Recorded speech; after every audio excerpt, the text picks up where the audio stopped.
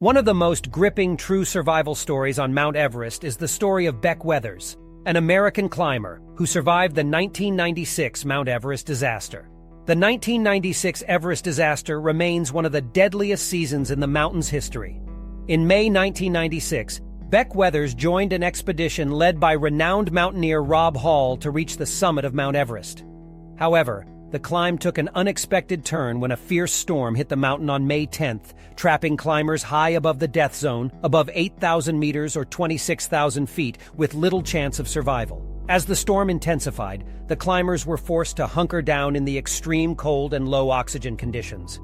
Beck, along with other climbers, found himself disoriented and unable to continue the descent. Despite their best efforts, some climbers succumbed to the brutal conditions and died on the mountain. Among the stranded climbers were Beck Weathers and another climber named Yasuko Namba. Both were left for dead when their teammates, unable to provide assistance in the harsh conditions, were forced to descend to save their own lives. Beck experienced extreme frostbite and snowblindness, rendering him nearly incapacitated. Miraculously, he managed to find the strength to stand up and stumble down the mountain in a state of delirium. He eventually collapsed near the South Col, Camp 4, where fellow climbers encountered him, believing him to be deceased. To everyone's astonishment, Beck survived the night alone on the South Col, exposed to freezing temperatures and biting winds. He later regained consciousness, and a rescue mission was launched to bring him down the mountain.